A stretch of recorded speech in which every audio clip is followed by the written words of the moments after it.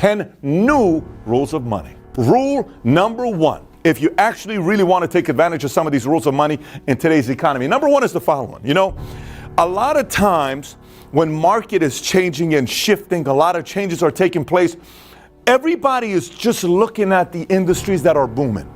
Oh my gosh, look at this industry that's booming. This is so great.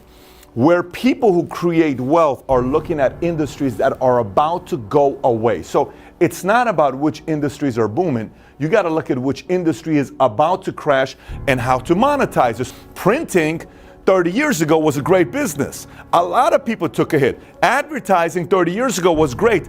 A lot of magazines took a hit. What's the next magazine? What's the next newspaper? What's the next printing? By the way, there are many industries. And if you look at that, then you'll say, what if we did this? What if we did that? Or if you're more of an investor, you can look at this and say, who is actually trying to fix this? Or who is actually trying to disrupt this industry? Then you can look into that as an opportunity, because even though a lot of movements, even though there's a lot of volatility, I guarantee you behind closed doors, if you can find the right ones like this, it could potentially be the next Amazon if you actually take some time and not just look at the industries that are booming, but the ones that are about to experience a crash. Now, second rule, here's the rule of zero. The rule of zero is tough for folks who are very greedy to embrace, because it sounds easy saying it, but let me explain to you the power of zero. So here's what it is about the rule of zero.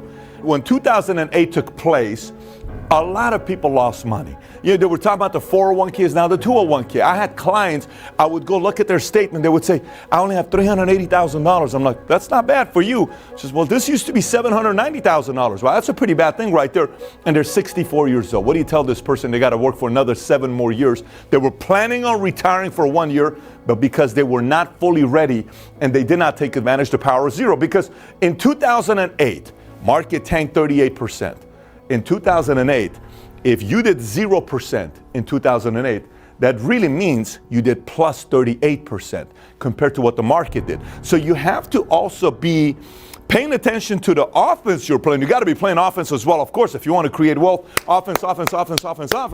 But you got to have a certain strategy on how you can take advantage of the rule of zero. So when it does happen, you have more that's sitting for you to say, this is my next opportunity to go in, because you paid attention to the rule of zero. The third rule of money today is entrepreneur. Look, I talk about entrepreneurship nonstop, but I got to tell you the complete opposite side. I also know the power of being an entrepreneur. You know, sometimes people become entrepreneurs because they don't have a choice. They're working at a place where the bosses at the top have just completely changed the comm, changed the plans, changed everything, where someone's kind of forced to go out there and become an entrepreneur. But in many cases, you don't need to be forced to be an entrepreneur. You don't need to have that entrepreneur on your Instagram account or on your Twitter account. Everybody says, investor entrepreneur. What if you put serial entrepreneur? Someone sees your profile, what the hell is an entrepreneur? An entrepreneur is somebody that works within a company, who acts like an entrepreneur but doesn't have to put his life savings on the line, and eventually earns equity, treats the company like his own business, works like an entrepreneur, works like a founder, eventually ends up getting a department or a piece of the company gets sold, he has equity, he has shares, he makes very similar kind of wealth as many entrepreneurs do. So you need to position yourself. Am I going entrepreneur route? If yes, why? Am I going the entrepreneur route? Yes, why? Once you know your position, go play all in. Number 4, be a step ahead of the next hoax. What do I mean by that? Look, think about it this way. If you don't like Donald Trump, and let me tell you, Donald Trump, here's what Donald Trump's doing. He's really manipulating. Oh, did you see? And you don't like him. Oh, did you see this? You're being bought into the next hoax. How do you know? If you haven't done your own research, how do you know? Don't let the next hoax get you. Let everybody else get distracted, and you're able to step back, stay strong mentally and emotionally, and say, I don't have all the facts. While 99% of the world is going crazy about this hoax, I'm going to step back. I'm going to let them get distracted. I'm going to stay focused and implement my strategy that I've in place while everyone's distracted. What industry is taking a hit? What customers are laying around for me to go get? What talent is laying around for me to go get?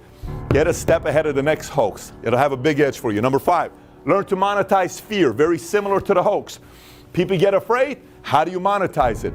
If they're afraid, they listen to you. If people are afraid, go present them your opportunity, your product, your company, whatever you're doing. But don't let fear go away without you monetizing fear. Number 6, study market crashes. Don't just watch what the media or me or anybody tells you.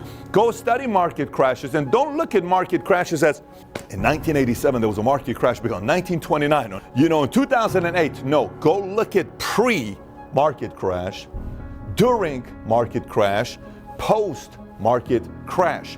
When you look, like for instance, the movie Big Short shows you pre, shows you during, shows you post.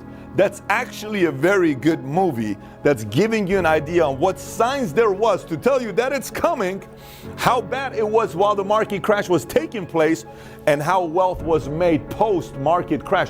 By the way, this right here could take you daily.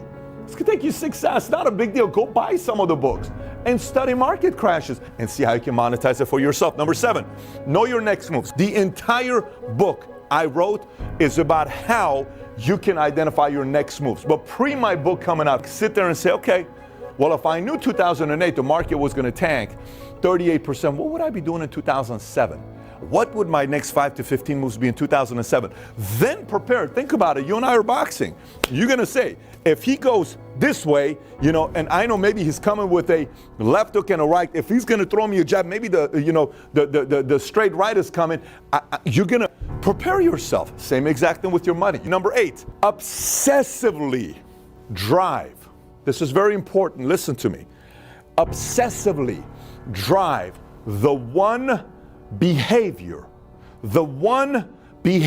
that produces most of your results. Let me explain what I mean by this. So I'll go into an office, I'll talk to an entrepreneur or an intrapreneur, I'll go talk to a CEO founder, and I'll say, let me ask you a question. So what's the number one behavior that makes you the most money? These are the 5 things that I do. What of these 5 behaviors increases your value and the value of the company? The first one right here, okay? How much do you get a chance to do this first one right here, whatever that behavior is? Calls, meeting with people, biz dev, shaking hands, networking, I don't know, coding, whatever that one behavior is. She told me what her one behavior was.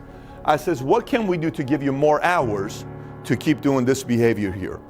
And then we cut it out. By the time it was done, I gave her 30 more hours to do what? One thing. Why? Because I know while you may think you have to do 100 different things, you may think you have to do 10 different things. If you in an economy like this can obsessively drive the one thing, the one behavior that produces the most value for you and your company, that gives you an edge over your peers that are trying to do 50 different things. If you want to create wealth, new rules of money, pick the one behavior that produces the most results and obsessively drive that one thing or that one behavior. Number 9, increase your value in the marketplace. How do you increase your value in the marketplace? You don't have anything to worry about. I had a guy that flew in today from New York. He's an executive producer, very, very well known. He went to Yale, he went to Oxford, a very well-known name in the world of Hollywood and media. When he came in, okay, and I'm sitting down with him, we're talking about increase the market value. He said, I used to do this, I used to do that. I finally realized what I'm very good at. So what are you very good at? He says, I'm good at doing X, Y, Z. And he told me the one thing. It doesn't matter if the market is doing good or bad, that one thing is valuable. Why? Because he increased his value in the marketplace. It doesn't matter if the economy is good or bad or terrible. People need that one thing. So find a way to increase your value in the marketplace. Some of it could be by the way you think and the kind of research you're doing. And last but not least, this is very important. I like to look at different people's opinions when it comes down to everything. Religion, whether it's Chris Hitchens, I want to see his brother's argument on why he believes in God and why he doesn't believe in God. If it's politics, I want to go sit with President Bush's campaign manager, which is what I did, and I want to go sit with President Clinton's campaign manager, which is what I did. If it's sports, I want to talk to a football coach that says you win a championship based on defense. I want to talk to a coach that says you win a championship on offense. I want to hear both sides. And on this side, when it comes down to money, I suggest you study opposing financial analysts. If you only study the one financial analyst that you like the most because he agrees or she agrees with everything you say, you're going to have blind spots. If you just study Buffett and you don't study somebody that's the opposing belief, like Buffett and Ray Dalio, if you just study one side, if you just do Ray and you don't do the other side, you're going to have some blind spots. Both of them are very, very successful at what they do. you get to kind of see the best of both worlds and make the decision for yourself because you're able to weigh out the two different sides, if that makes sense to you.